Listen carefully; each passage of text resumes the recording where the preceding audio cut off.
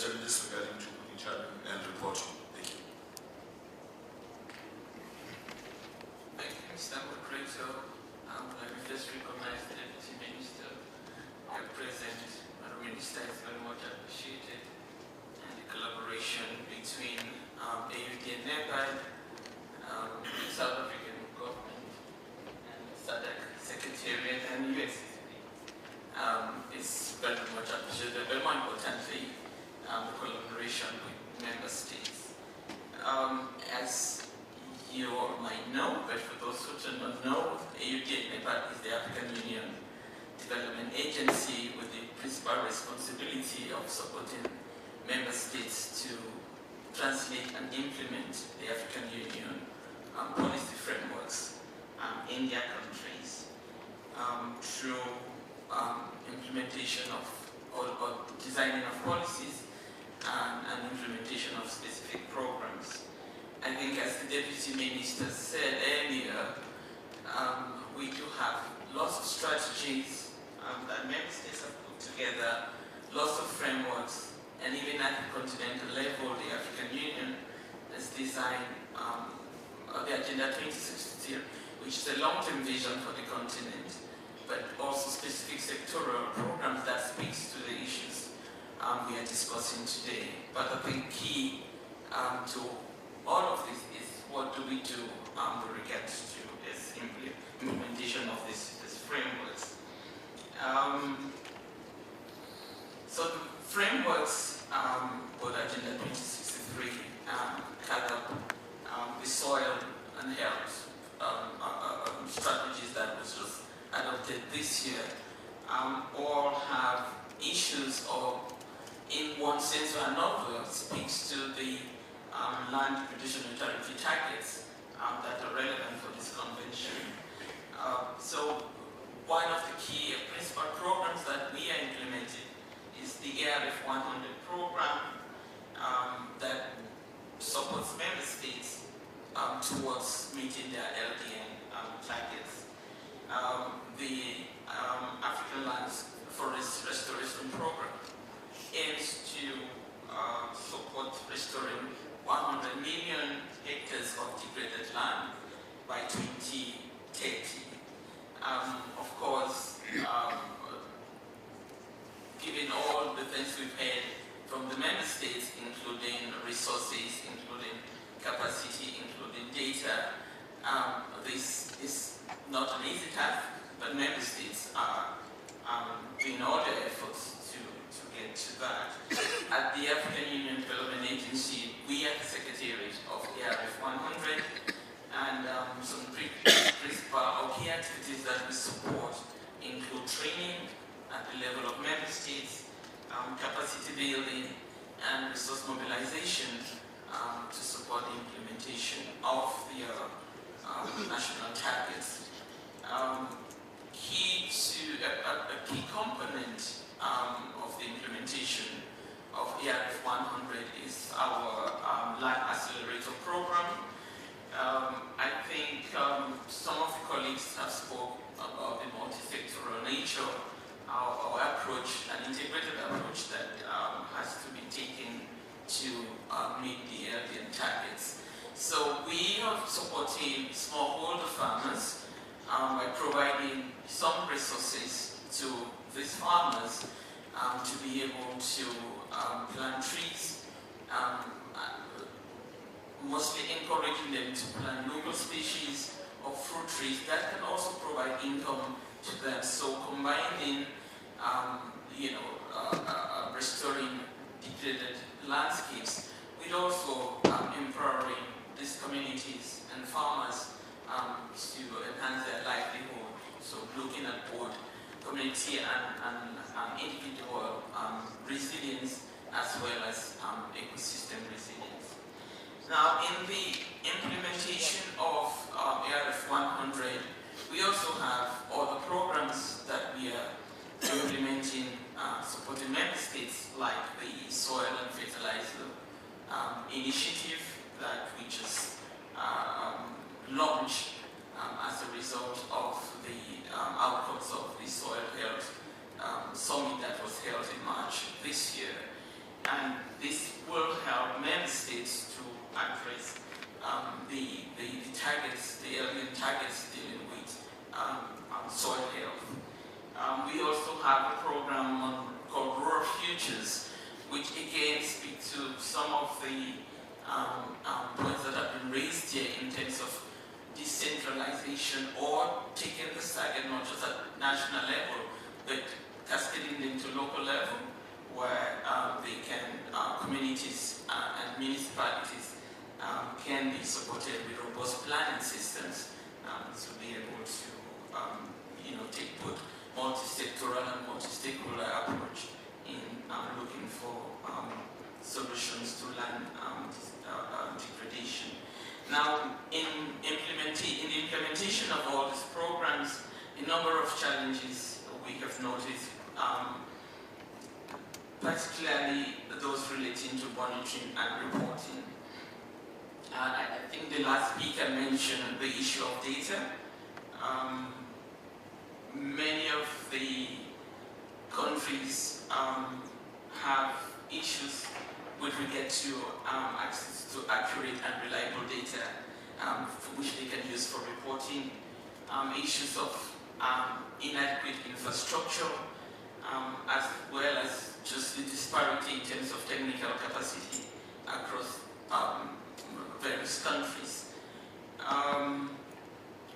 AUDA-NEPAD is addressing these challenges by fostering partnerships with leading technical institutions, with universities, to provide capacity strengthening, but also investing in technologies for monitoring and reporting. And in particular, we have developed the Pan-African Data and Information GIS platform to help and assist member states in their monitoring and reporting on the ARF project, but also with regard to their commitments under the UNCCD, as well as other related conventions. I was just looking at the stats of the targets that CIBO presented was like 362. That's a lot of targets to report on. So supporting member states to collect this data, but more importantly, see how the data that is collected can be used to report across these different initiatives. So hopefully what they are collecting for ARF 100 will be helpful for them in reporting on their LDN and UNCCD relevant targets. So yes, technology, we are pushing this, and we are hoping that we will work with member states to make it possible for them to collect the data that they need and to use this platform to support their efforts. Thank you. Thank you. We've heard from the NEPAD initiatives and how they've been supporting, or they could proceed in terms of supporting the further indicators. Let me then move swiftly to the global mechanism for UNCCD. We'll call upon Ms. Catherine to share with us. We've got these ambitious goals, which requires substantial financial instruments, commitments, investments. How are we going about to mobilize all those resources to deliver on this goal? Over to you. Thank you, Bali. So recognizing the Honorable Deputy Minister, our partners, AUDA-NEPAD, SADC Secretariat, IUCN, our member states. I think from the global mechanism, as you know, our main responsibility is to support countries to mobilize resources to implement the convention. And I think the last COP in Abidjan, there were some key decisions that country parties took, and those speak to some of the issues that have been raised by the previous speakers, and one around the partnerships, the synergies amongst the 3 Rio conventions, and bringing on board other sectors to ensure that we leverage resources by tapping into the non-traditional financing as well. And I can gladly say that I think this COP is a game changer for the UNCCD. As you can see, we have numerous private sector represented at this COP. Land Day was specifically had more than 50 CEOs terms of the representation from country parties, very strong delegations coming in, which is quite new to the convention. We saw the presence of key financing partners like the Green Climate Fund, the Asian Development Bank here, the World Bank. So again, I think all stakeholders are beginning to see the relevance and importance of land, and particularly in this particular COP, drought, which is now affecting all countries globally. This is the first time we've had the scale of pledging. We have so far at least more than 14 billion has been pledged at this COP. So I think it's a positive narrative for the convention, and I think it gives us, in particular our focal points were always complaining that there isn't money out there. The money is out there. It's how do we work together to put together the technical expertise that's required to put together the projects that are required to leverage that funding. I've just come from here. We were meeting with the Ag Fund where they're looking at how can we complete our projects so that we can also start attracting private investment. How can we start having a return on investment on some of the programs we're developing? So it's also about bringing in all the right sectors, bringing in the infrastructure, bringing in the water community, bringing in the energy community, and working together to design these multi-sectoral, large-scale programs that can really leverage the types of and the scale of resources that we are trying to achieve. I would say in the SADC region, I think there's a lot that we're doing. Like Sibo has mentioned, we've done the global land outlook where we've looked at the key sectors. As some of the countries have said, we've started implementing the second phase of the target setting, where we're trying to ensure that the targets are geographically and spatially explicit, and also ensuring that they're responding to gender, and ensuring that the youth are also involved in the interventions that are being designed to support implementation of the LDN targets. So there's a lot going on. As UNCCD, we're framing this under the Great Green Wall so that we align with the ongoing initiatives. And I think our intention is not to start new programs, but look at what's already being done in the different regions and try to support the key partners, particularly in Africa, to scale up their programs. So work with them to mobilize the resources because I think we've got the right agencies in place already. We've got the right programs in place. It's about scaling up and bringing and working together, really leveraging on the partnerships.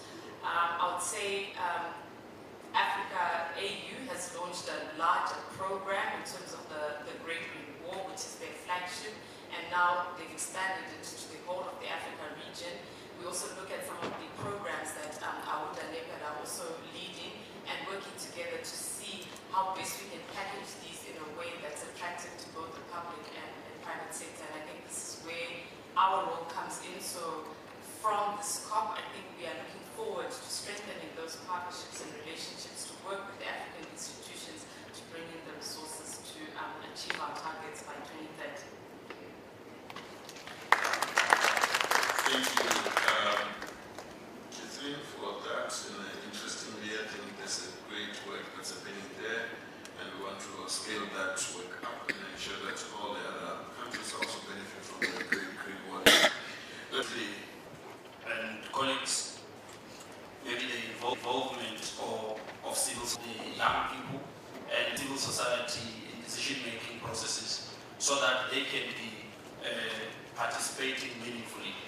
The other area that we think just work on agriculture on their own, those who are dealing with the environment, they deal with the environment alone. I think there will be need for interaction or joint collaboration. I noticed Namibia spoke about that to say they work jointly. So I think that's one area that we feel it's important, it must be attended to. Colleagues, I think the other part that I felt that was missing was when people are reporting about tree planting, they are reporting about trees that they've planted, but they are not really coming strong in the trees that have survived. Because if we talk about the trees that we've planted, and we don't talk about the trees that have survived, we would have just reported for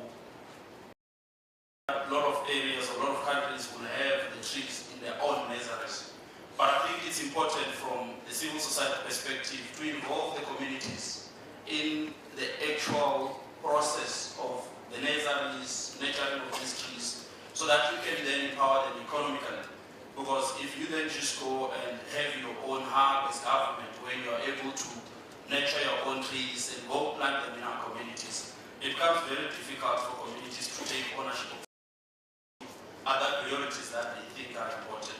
I think we must emphasize and fight for this so that issues of greening are not seen as by the way.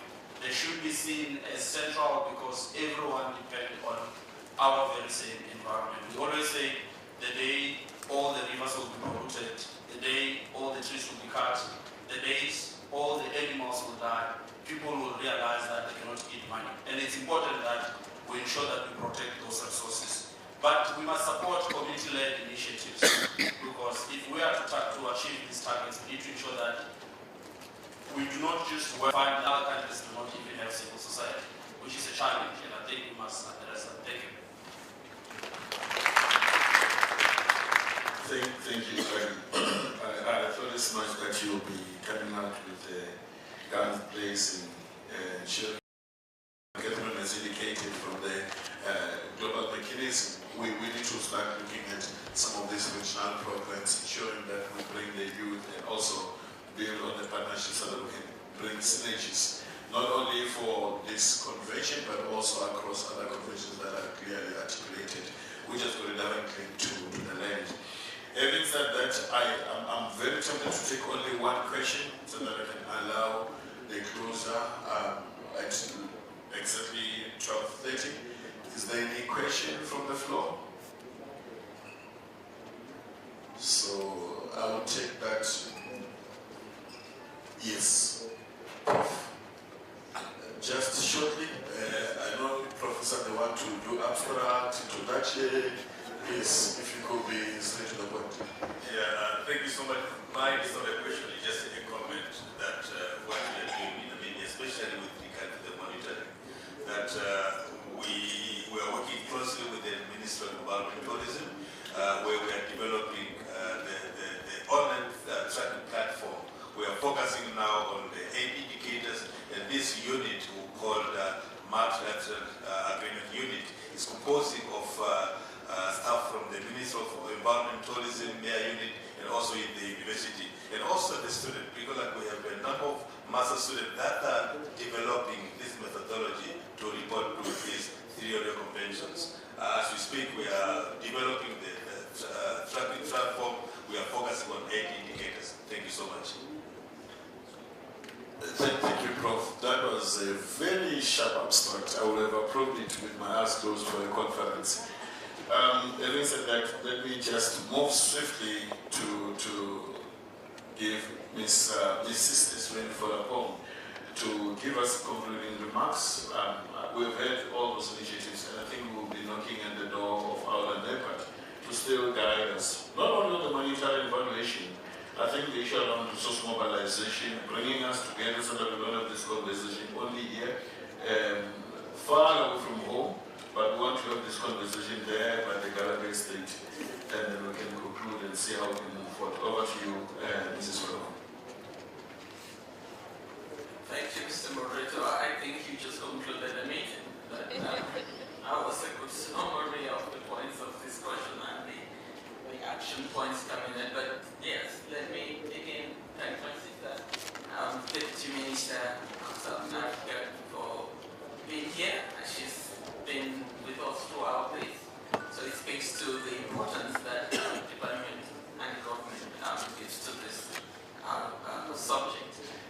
All the co-organizers, SADC Secretariat, Global Mechanism, and of course IUCN, and my colleague Dr. Matunike, who has moderated this session, but more importantly, all of you member states for sharing the excellent work that you're doing among the countries, as well as the challenges that you face as you implement your programs of work.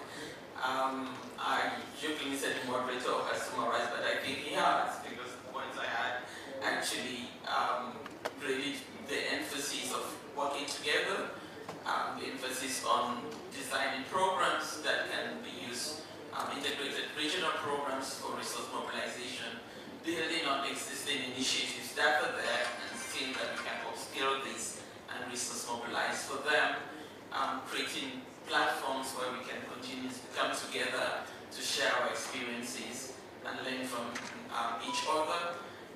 But I think at the core of all of this is also just showing the value of what we do. I think sometimes we don't land degradation in itself, and the impact that is having on our communities is of critical importance. And I said that is the principal message that we should be driving, and not just looking at so-called root causes, but look at the impact, so that this convention and the activities that member states are prioritizing gets the attention and the resources that are needed for implementation. So there's a messaging issue, a communication issue that we need to also address, and that applies to all of us, particularly our friends from the convention, from the secretariat, and ourselves as institutions that are supporting member states to be able to highlight the excellent work that we did. And if we don't do, the impact that will be felt by our communities in terms of their livelihoods. So for us, this is a central message, and our commitment to continue to work with all of you to put in place and implement those programs that will help us to restore and build resilience of our ecosystems as well as those of our communities. We once again thank you all for being here, and we look forward to the next meeting in Southern Africa.